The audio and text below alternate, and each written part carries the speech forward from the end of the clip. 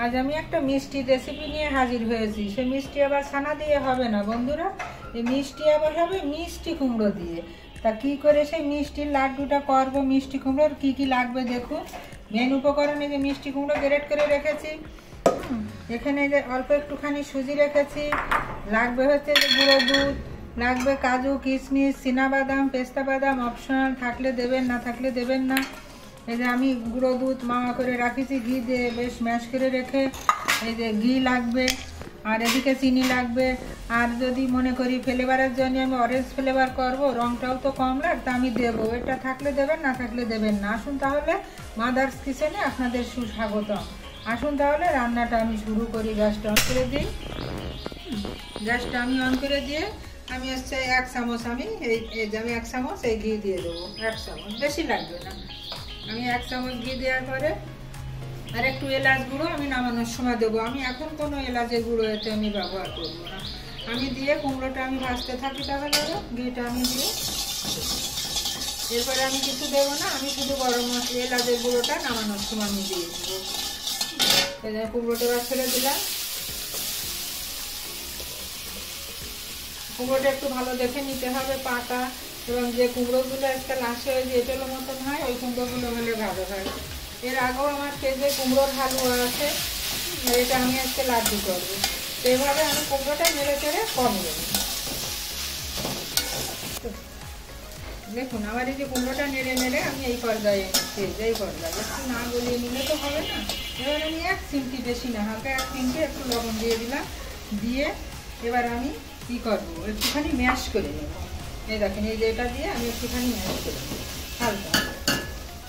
ডালটা কমিয়ে দিয়ে আমি একটু ম্যাশ করে নিই। তো একটা জিনিস, ঘিটাই ব্যবহার করবেন, তেলটা ব্যবহার করবেন না, কেন হচ্ছে মিষ্টি কুমড়ো তো। ঘিটা দিলে সুন্দর স্বাদ, গন্ধ, দুটো বাইন্ডিং সব কিছুই ভালো আসে। তবে যাদের সমস্যা আছে এটা আপনারা বাদ দিতে পারেন। অনেকের ঘিতে সমস্যা আছে, যাদের সুগারের রুগী তারা এটা বাদ দিয়ে চলবে। এই দেখেন আমার এটা ম্যাশ করা হয়ে গেল। এবার আমি কি করব, এবার আমি এর ভিতরে আমি সুজিটা দিয়ে দেবো। এই সুজিটা দিয়ে এবার আমি নাড়তে থাকবো। খুব সুন্দর লাগবে। সুজিটা আমি আস্তে আস্তে দেবো, আর এই আমি নাড়তে থাকবো। সুজিটা দেবো আমি বাইন্ডিংয়ের জন্য, যেহেতু এটা লাড্ডু হবে তো আমি বাইন্ডিংয়ের জন্য সুজিটা দিয়ে আমি নাড়তে থাকবো। তারপরে আমি চিনিটা দেবো।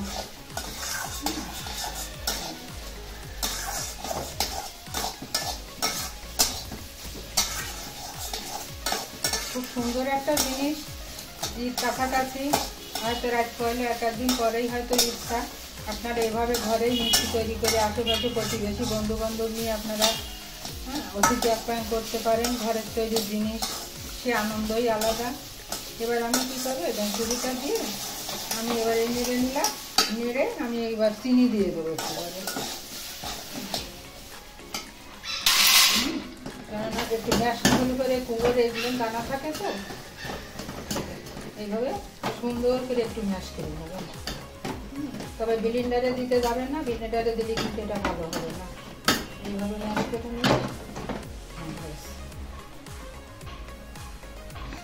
গরম তো হাতেও ছাড়ে না, কিন্তু জিনিসটা হাতে না সইলে গেলে জিনিসটা খুবই সুন্দর হবে। এবার আমি চিনিটা দিয়ে দিচ্ছি। যে যেমন মিষ্টি খাবেন সে সেই পরিমাণ মতো হচ্ছে চিনি দেবেন, যে যেমনই মিষ্টি খাবেন। তা লাগলে আপনারা একবার দিয়ে দেখে যদি পরিমাণে কম বেশি হয় তখন আপনারা বাড়িয়ে দিতে পারেন। ওই জন্য প্রথমে একটু কম দিবেন। আমার প্রায় হওয়ার কাছাকাছি হয়ে গেল, সময় বেশি লাগে না। চট জলদি বন্ধু বান্ধব এসে গেল যে মিষ্টির দরকার, দোকানে যাওয়ার লোক নেই কিন্তু মিষ্টি খাওয়াতেই হবে, তখন বসেই একজনকে গল্প করতে করতে কিন্তু এটা করে দেওয়া যায়। বুঝতেই পারবে না যে আপনি কী দিয়ে কী করে দিলেন।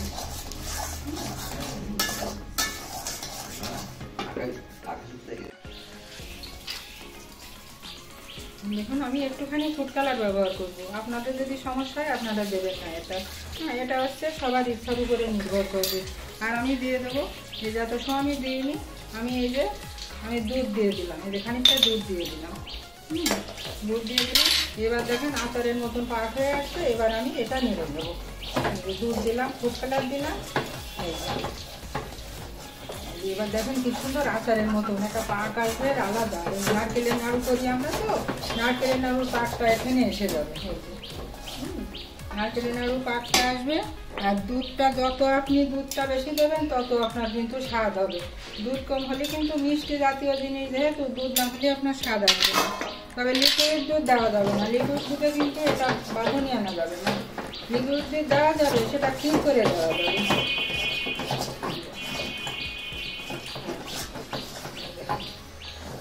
ফুড কালারটা ইচ্ছা হলে দেবেন, না হলে দেবেন। আমি একটু দিলাম, কালার ভালো থাকবে। আর এদিকে আমি দিয়ে দেবো কি, দেখুন এই যে আমি চীনাবাদাম, কাজু, কিশমিশ, পেস্তা এগুলো আমি এইভাবে গ্রেড করে রেখেছি। এইগুলো দেবেন, থাকলে দেবেন, না থাকলে দেবেন। এগুলো আমি সবই এগুলো ছড়িয়ে দিলাম। ছড়িয়ে দেওয়ার পরে আমি কি দেবো, যেহেতু এটা কমলা কমলা ভাব আছে, আমি 1 ফোঁটা অরেঞ্জ ফ্লেভার আমি দিয়ে দেবো।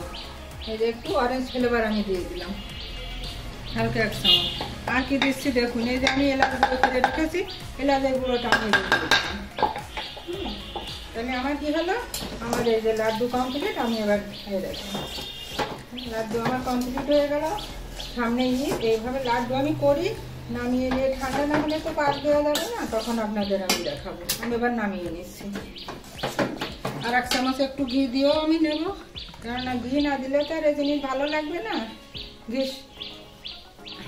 এবার আমি এটা নামিয়ে নেব।